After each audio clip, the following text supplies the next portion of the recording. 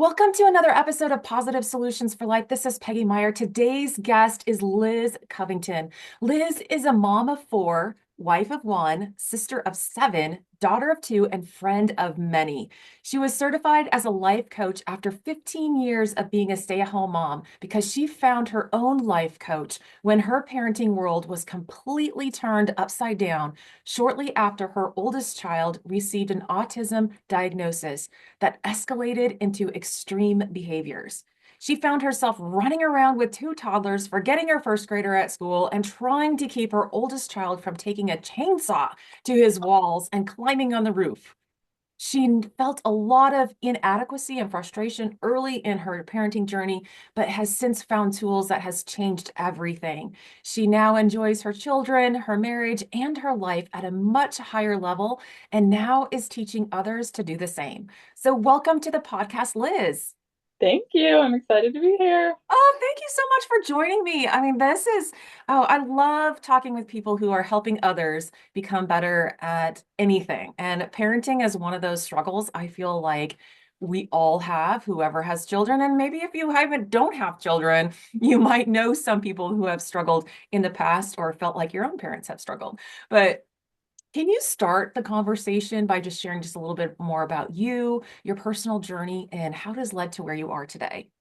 Yeah, I'd love to. So I have four kids, like you said. My oldest is 18. So right now they're 18, 15, 10, and 9. Okay. This is like birthday season. So I'm Yep, like, yep. how I'm old like, are they? oh, Okay. yeah, the numbers change. I'm in that area too. Right.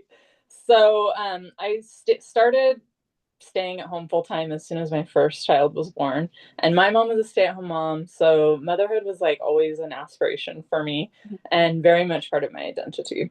And I was also like very open to sort of the energy and the chaos of motherhood. In fact, I would say I relished that. That's Yeah. kind of my personality. I like a little bit of chaos, a little bit of crazy. And my oldest son was always difficult for me, just not like how other kids were. And I'm a seventh of eight children. So I have lots of nieces and nephews. And my mom did in home daycare when I was a teenager. So I've been around a lot of kids. Mhm. And I noticed that he was different right away. And I took him in for evaluations, and he was diagnosed with ADD when he was 4, but didn't qualify for any other diagnosis. And there was just a lot of struggle. Like when he went to school, there was a lot of struggle. He always had a really hard time making friends. And I also noticed things about my personality that were hard for him. And it was really easy to kind of question whether or not I was like a good enough mom because I could see like I'm kind of like loving the chaos and he was just struggling with that. Mhm. So one thing that I learned, so then I became a client of coaching when he was Mhm. probably like 9, around the time that he was diagnosed with autism. And I was really fortunate because it was right when things started to get kind of crazy with his behaviors. And there were so many times that I could kind of question whether or not I was the right mom for him Mhm. because I could see like how much he thrived on routine and order and like calm. Mhm. Wasn't even my personality. So even Yeah, trying to create that right. was so Oh hard. yeah. Like you got to be somebody you're not Right. for the sake And of somebody else. exactly. And isn't that And just it like started the opposite of what we're kind of told to do, right? Like, well, and what I figured out was that it didn't matter that I wasn't the right personality for him because I noticed that the things about me that were hard for him were actually helping him to grow in a lot of ways. Mhm. And that really confirmed to me. And my husband's a lot more like routine and structure. And also his grandmother was like, she would come to visit and she would like have the same routine every day for a week with the kids. Like, get up, play blocks, read this book, go for a walk, come back. We cut up vegetables, we eat those, we have a piece of fruit. Like it was the same thing every day. And he loved that. And that's when I was kind of like, oh my gosh, his grandma should have been his mom. But that's when I started noticing the things that I brought to the table that they were really helping him in other ways. Mhm. And the coaching helped me to really understand like I'm exactly the right mom for him. Even though I'm a hot mess half the time, he's learning, he's growing, and I also am learning and growing with him. And so he's seeing someone struggle and not be good at something. And he's also having to push himself because of the circumstances and the environment that I just naturally Mhm. create. And I feel like that gave me so much confidence as we move forward. And that's something that I learned in life coaching is that when you know you're the right person, that way of thinking Hmm. so empowering. Oh, yeah. I can imagine because I think a lot of us feel like I'm not good enough. I'm not the right person. I don't have the right skills. I don't have the right personality. Right. But yet you're shifting. You learn that we are the right person. Like if you can view it in a different way, like it's good that you were, like chaos because that could help him understand that the world can be chaotic and you can live through it. Like Right. and then too is like, okay, yeah, people might love structure. Kids, often thrive with structure and routine, Yeah. but they also have to know that life isn't always like that. Right. So there's that balance. Oh my gosh, how, inspiring. But a lot of that is like, how confidence building is that? It is so confidence building. Yeah, can you just tell Right. like how if like for me, I have no idea what it would be like to parent a kid, on a spectrum or, with any difficulties, of any sort. I feel very blessed about that. Were some of the struggles? I mean, you mentioned I read in your bio, I was just like, oh my gosh, taking a chainsaw to the walls, like jumping up the roof. I'm like, I feel like I could do that some days when things aren't going well. But like how was that? And Yeah. with with other parents too, that of parenting a kid that Yeah. So, extreme like I behaviors. said, he was always kind of different. And it showed up like at his second or third birthday party. I remember we invited all these kids over, had this huge party at the park, and he's opening presents. And he would look at it and be like, "Ew, I hate trucks." Like, throw the present. And I'm thinking, oh my gosh, this is so embarrassing because the kids are all like so excited. And then they're like crestfallen when he doesn't like the present. And that was really good for me because I learned how to very early on differentiate like my child's behavior from myself as a person. Mhm. So I wasn't like, oh, I'm a bad mom because he doesn't like presents from other people. So it helped me also learn how to plan better for the future. So Yeah. after that, for birthday parties, I told parents ahead of time, we don't open presents at parties. And I would even tell people, just bring him like a $5 bill and a candy bar, and he'll be so happy. And people would. And that went really well. So I feel like it was difficult because his behaviors were different than I expected. Hmm. And having to like help people understand Hmm. that he wasn't a bad kid. That's probably been one of the hardest things is feeling like people think he's a bully or he's a bad kid because he would be unkind. And I had to even grapple with like he's being unkind, but he's not an unkind person. Yeah. And Yeah. just starting to understand, yeah, that there's like so much going on for him that it's coming out in these behaviors that look really negative. But Yeah. having a lot of like compassion, like he's going through something that is so difficult, the way he's feeling, and it's Mhm. coming out in these really socially unacceptable ways. Right, right. Like being okay with it, trying to teach him the boundaries and the limits, and then like also being okay with other people's judgment because I know that's another part of it is just having a really strong internal understanding of being okay with who you are Yeah. and trusting that, knowing that like your kid is not a reflection of who you are. You can parent them, you can pour all this stuff into them, but what they express is their choice. Right, And it right, goes through their brain, their life experiences. Like we can't control it, right. but we get to control how we show up as the parent. And Yeah. that's, I think, one of the greatest gifts of knowing that in parenting because we're always like hoping for these certain results with our kids. Like, I want my kid to do this and I want him to do that. And when they're not, we take it so personally. But when we realize, I want to be a mom I want to be a mom who's compassionate, a mom who's supportive. I want to be objective when I hear something happening at school. I don't want to immediately defend my kid Yeah. because I want them to take accountability for inappropriate behavior. But Mhm. I also don't want to like come down on him like you're a bad kid, you're bullying, you're whatever, Yeah. Right, So there right. was a lot of opportunity to learn like what being a good mom meant to me and separating that from kind of other people's expectations. Yeah, I mean, gosh, that is such a hard lesson, or at least a hard concept, I think, to really embody and live. I mean, I feel like it's such a natural reaction to take things personally, like to show up as a mom was like, oh, my kid is acting out. It's something I have done, and we put that on ourselves and like our responsibility, but we do have to remember it's not our choice, Right. it's their choice, but also trying to understand what is surrounding them and how they're trying to cope with things that they're gonna sometimes it just comes out in their Hmm. behaviors. And this can be with any kid. I mean, a Right. kid that is tired, their behaviors are going to come out a little bit differently than when they're not tired. Yeah. Right. And so it's just that it just depends on the spectrum, it's like the level of intensity or the volume. I mean, Right. I think at any parent can understand that at certain times their kid is just more volatile than others, other times. And so, but it all comes back to really understanding, yourself, how you Mhm. respond, but also believe that you are doing the best you can as a parent Right. and Right. understand that there is more to learn, but also not to take things personally. I just feel like that is just so hard. I think I'm still learning that. My kids are gonna be, my oldest is 28. She's gonna be 29 next month. I mean, it's like I'm still learning that. It's like it's not me, Yeah. necessarily. And one thing that comes up a lot with autism parenting is escalation.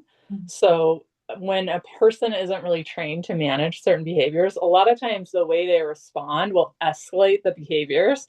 And I think as parents, when we're responding from our insecurity, Mhm. even with a neurotypical child, when we're responding in defensiveness, anger, insecurity, like it's not going to bring a volatile situation down. It's going to add fuel to the fire.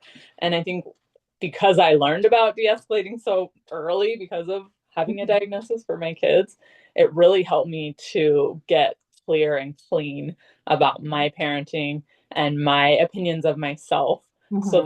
that and also being really clean on like, this is him. This is something that's happening for him. Right. And I don't like how it looks right now, but I can allow it, and I can Yeah. stand back and like give him a little space to just unravel and be whatever he has to be, Right. and then come back with a little more calm, a little more leadership, Mhm. love, and it's like it's good for me and it's good for him, right? It's like better parenting even. Right. And what I'm hearing is like nothing that's not uncommon for anybody, really. I Right. mean, this is not something, special just for parents of autistic kids. I mean, this is just something that we all need to learn and develop the skills in no matter who we're dealing with, because we can deal with some people that aren't very nice, that get angry or volatile very quickly, Yeah. and we have to respond. And responding in a little chaotic, tense, little agitated way is not going to help the situation. So Right. this is not, rocket science in any means. It's not Not totally at all. different. It's just that we have to be a little bit more aware, a Right. little bit more, conscious of our internal state Right. and how it is projected on the outside. Right. Totally. Oh my gosh. I mean, I mean, in some ways, it's just like, okay, oh my gosh, that's got to be really difficult. And it's just like, well, you just have to practice it more, Yeah, right? for sure. I mean, Yeah. I feel like those kids give us more opportunities to Yeah. practice Oh, patience. I definitely got a crash course in it. And it's hard to understand, I think. So, you know, is the volatility, kind of one of the biggest challenges, or what are some challenges that autistic parents have, or parents of autistic kids have, you know? Yeah. So I think the biggest challenge that parents of autistic, well, I would say there's two really big challenges. One is just your life not looking the way you thought it was going to look. Mhm. Like you can't take your cute little kid and dress them up how you want them to come to a party and be cute. Like my kids, they wouldn't wear socks, they wouldn't wear underwear, and a lot of kids deal with this, not just Mhm. autistic kids, Yep, but yep, kids who tend to have a lot of sensory stuff. yep. And like when you tell them, say thank you to your grandma and give her a hug, and they're just like, you know, they just don't respond the way you thought you were going to have all this control over your kids, which most people learn when they're like teenagers. But for me, it was right out of the gate, like I Mhm. have almost zero influence on this child. So that's one thing that's really hard, is just like the grief of expectations of how you think your life is going to look. And then the second is trying to help your kid fit in a world that really isn't created for them. Mhm. So my oldest child, he did, so he started school in pre-K and did okay. He started ADHD meds when he was that age, and that helped a lot Mhm. through third grade. And in third grade, he got expelled for pushing a kid off the playground. He got expelled for bringing a lighter in his pocket. He got 7 lunch detentions for not looking the vice principal in the eye when she tried to talk to him about an event that happened at lunch. He just like became incompatible with kind of like the typical school Mhm. Mhm. systems. He got in trouble because he wouldn't keep his shirt tucked in, things that just were like they could expect from a typical kid, but Mhm. he wasn't able to comply with. And having to not only get your kid through systems that aren't really made for them, but you're also constantly looking for things that do work for them, because you Right. want them to be able to Yeah. live their own life. Yeah, you don't want to have to bring them home and homeschool your kid, right? We're all like, we need a break. Yes. So for us, just like finding schools, finding people, Mhm. finding even a system within our own family of where he could function at a level that worked for him and worked for us. So I think those are the two hardest things is just your like disappointment and grief of the life you thought you were going to have Yeah. and trying to manage systems that really aren't made for kids that Yeah. think the way they do. Yeah, I mean, that is something that, expectations, we all kind of have these expectations of how we think life is going to be and all of that. So that's pretty general for, most people. Absolutely. How, even if, how is the vacation going to go? How's dinner going to go? We have all Right. these, ideas of how things are going to go. But I've never really thought of like how sometimes people, it's hard to fit into systems because systems are very, have their own rules and their culture and their expectations. But I can kind of see it in like how do we look for what's best for our kids Mm-hmm. and getting them around people and places that understand them and or will help them grow versus break them down and cause Right. more trouble. That is, I'm that could be hard. And I'm sure I mean, like you said, that's one of the most challenging things. How did you get to that point where you can find those systems? I mean, I think they're becoming more prevalent, maybe in larger areas. I'm in a small rural area, not, gonna find like I was in Indianapolis over the weekend and saw this, school for autistic kids, and I'm like, oh, yeah, well, we might have one or two here, I'm not sure. The school is adapting well, Yeah.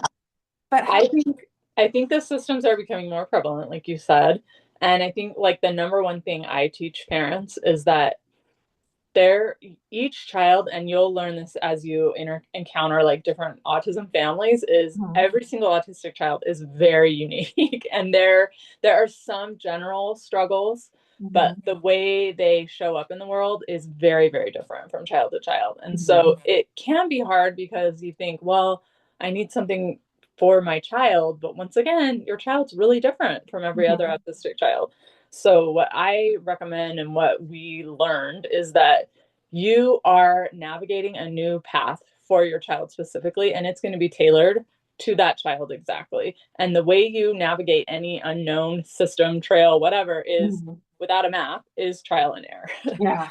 And when you know that ahead of time, I remember feeling like somebody has to know what we should do. Where are they? Who are they? Why aren't they telling us? And if someone would have just said, nobody knows because your kid is the first one to be this exact child, but you're the one, you're the parent, Yeah. you're going to figure it out. Like you're the most equipped, you're the most capable, you know how to ask the right questions, you know what to look for, and you're going to learn and get better and better at as you go. And I think that is the number one key is believing that you have the ability to, even though we're totally ordinary, I'm a completely ordinary woman, a completely ordinary mom, but I'm the person that cares the most about him, me and Mhm. my husband. Yeah. And so we're never going to give up in trying to find something that meets his needs. And I think when parents go into it with that attitude, for example, we had a meeting with this school where my son just kept getting in trouble and it was just like quickly going downhill. And we met with the administrator and they were just like kind of like telling us all the reasons why their school, their systems, their methods should be really effective. and basically saying like there's something wrong with our child. Yeah. And I remember like thinking, okay, like listening, like, okay, yeah, they're doing everything right. And okay, they're using love and logic and he's not following it. So there's something wrong with him. And we get out and my husband's like, we're pulling him out of the school. They do not care about him. And I was lucky to have a partner that could tune into that because in Mhm. that moment I was more caught up in like everything that picture they were painting for me Right. that my Yeah. kid wasn't right. And I think that having for him being able to see like this isn't a safe place for him. And Mhm. it was immediate. We pulled him out that day, went to another place, got a really good feeling, went there. He stayed in that school for a little while and there were shortcomings there. So we tried another school, stayed in that school for a year, and there were things that were good and things that were bad. Tried another school, and it was a process of Mhm. trial and error and trusting our instincts. And thankfully, I had a supportive partner. Not everybody has that. And I would have gotten there, you know? Yeah. But I think having two people that we could accelerate that Right. path a little bit. But Right. yeah, Right. And what comes into my mind is a lot of times when I'm talking to people, I'm encouraging them like you are the expert of you. Nobody knows you better than anybody, nobody knows you better than you. right. And I think that's the same for us as parents. We know our kids better than anybody. And we have to believe that we know inside truly what's best for them. And trying to, you know, fit a square block in a circle area like those toddler toys. I'm like, it's not going to work. And Right. so having that knowledge and belief that yes, I know what's best for my kids. Right. And and it doesn't matter what kind of picture somebody paints that their system is awesome. And but if it's not working, you know, Right. And if the path to get there looks like this, like there's a lot of growth and learning and beauty on a messy path. oh yeah. Oh So yeah. I think just being accepting of that, because if you look at a mistake as failure, that doesn't fuel forward momentum. Right. It doesn't Right. fuel confidence, and you start to have self doubt. But when you're like, okay, yeah, we tried that because it sounded good in these reasons, it didn't work out. So now let's take this new knowledge and make another decision, and it's all Yeah. getting you where you want to go. Right. It's all feedback. It's like you made the best decision you could at the time. Now Right. you're in it for a little bit. You're getting feedback. Some of it's good, some of it's not. Should we stay? Should we not? Okay, well, maybe let's try something else. You know, Right. and Yeah. that is, I mean, nothing, learning is not a straight line. I It mean, is. we know the airplane, they say the airplanes don't, are not on course Right. 99% of the time. I mean, they're constantly making these corrections. Right. And we have to like embrace that. Like Right. we're constantly making corrections. I mean, just think about it. If we were on a health path and, we want to reduce our sugar, we want to reduce, whatever. And, each day is a constant battle, of staying on target. Right. It's the same kind of concept. It's just repeated in different situations with Right. different people. How do Totally. you help parents? Like what do you offer parents that, all you have a lot 18 years of knowledge. Yes. You've had I your own know. life coach to help you get through. Like, Right. what do you offer Yeah. parents? That is an excellent question. So, I offer a program and it's focused on helping parents know how to get their own back because you don't always have a partner, you don't always have a supportive community. And honestly, nobody's validation and support is more meaningful than your own. And so, it's a well that you can constantly keep full and constantly tap into. So, that's one of my main pillars is teaching parents how to trust themselves Mhm. and to support themselves through decisions and circumstances that they might have, like adversity in parents.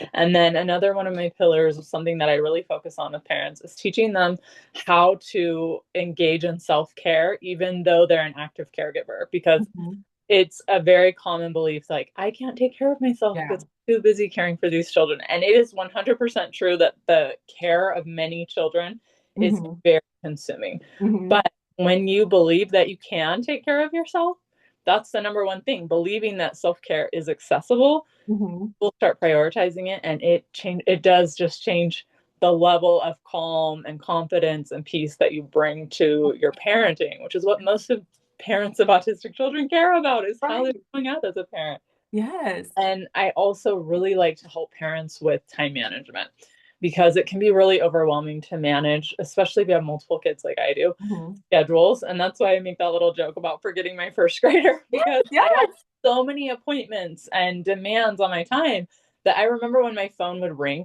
my heart would like drop and I would think like I forgot something. And half the time it was like, Mrs. Covington, you're supposed to be at an appointment. And it was just so stressful every time. And not to mention how many times I had to pay for like missed appointment fees and things that weren't contributing to like the overall enjoyment of my life. Yeah. So Yeah. that's another thing I like to work on with parents is Hmm. how to manage your time when you have a lot of unpredictability in your life, which if you have an autistic child, they're super predictable in that they're going to be really unpredictable. So, Very true. Very yeah, true. The one constant that you know is that it's going to be unpredictable. So, right, right. Yes, for but that sure. is so, I mean, I'm just like totally relating because like self-care, that's something that, being a therapist for over 20 years, I was constantly telling people. And for some reason, and being able to tell other people about it just reinforces it for myself of why it's so important. Like if you can start off on the right page, on the right foot in the morning, you know, oh, life is a lot better. You can handle things a little bit better. And the time management, you can fit time like it's the organization of schedules is just, you know, getting the tools, you know, Right. and in place to be able to do that gives you that boost, like feels the confident that you have everything in place. I mean, I have a worn out dry erase board that, like not, I mean, it got color coded and everything for which kid, and the kids got, the kids, Yeah. that's another just structure and routine type thing. Not only is good for us, but it's good to help with the kid, the kids as they grow up, because Yeah. each each of the bedrooms have their own dry erase board. And it's funny how they That's all came awesome. up, they go down and they write it down, they go up and they put it on their board, they just need that kind of routine and structure. So that's just awesome, trusting in yourself. Yes, we need that, trust in and believe that you can do that. Self-care, time management, all great, great, skills to learn because they are skills. We can Yeah, learn. for sure. Totally. We can learn it. How can people find out more about you and your coaching programs? So I show up on Instagram the most, which is at a hint of hot mess on Instagram. And I like that name because you don't like, I didn't have to completely change who I am to Mhm. be the most effective parent that I can be. I was able to learn how to like keep all the things that I value, like spontaneity and just being able to go with the flow, but Mhm. also provide enough structure and enough predictability for my kids that we can function well. So Mhm. that's Instagram is a hint of hot mess. And if you're on TikTok, it's Liz, the autism mom coach. And it's like Liz dot the dot autism dot mom dot coach. I'll put the links in the show notes so it's a little easier, but yeah, yeah. Yeah. So Instagram and TikTok pretty good places Yep. to And I go. share just like tips and tricks, and I'll have little like freebies that I post, like small mini coaching classes Mhm. and helpful thoughts. Like I have a lot of PDFs of just empowering thoughts, Mhm. like my Yep. favorite one is like, I'm the exact right mom for my kid. Because Oh when yeah. you think that, it puts you in that energy of like confidence and Right. problem solving. So yeah, I like to share those kind of things. Oh, awesome. Go check Liz out on those handles, and I'll put those in the show notes again. So it's an easier way to just, get in touch with her. So, oh my gosh, thank you so much for, sharing your experience as a mom with an autistic child and other children, and just basic parenting skills and abilities and beliefs that we can all embrace to make our lives better and the lives of our kids. So thank you so much. You're welcome. Thanks for having me. Yes, as we wrap up a little bit, is there anything else that you would like to share that's something that maybe we haven't touched on, or maybe a thought or a quote that you'd like to leave the listeners with? So I'll share this one little story that I like to Okay. share. And it's about the movie Encanto. And I love this movie because there's this ordinary little girl that thinks she's nothing special because everybody in her family has these special gifts. And she ends up doing something really extraordinary by just being herself. And I feel like that is every autism parent. They think, I'm not qualified, I'm not capable, this child has so many needs, I'm not the one, I don't have these gifts. They're watching teachers and professionals and all their creative ideas and gifts, and they're feeling really inadequate. And what I want to remind parents is like, you are the miracle in your child's life. you're the one. You have the ability, you care, you're going to show up, and just like your ordinary self is extraordinary in their life. So, Oh, that's awesome. Oh, that just makes me want to go find that movie. Encanto, is that what you said? Encanto, yeah, Encanto. yeah, Okay. Yeah, I'm gonna have to go check that out. I don't yeah, think I've ever seen that one, but or it's heard of that really one. good. So I'm gonna have to go check that one and encourage everyone else to do it. Maybe I can like put that in the show notes too. So thank you. Oh my gosh, yes, we are all, even though we might think that we're just ordinary, we are all extraordinary in our abilities because we're all unique. We are the person for our kids. We are the right moms for our kids. So thank you so much for sharing all of your wisdom and your challenges and your experiences. You're welcome.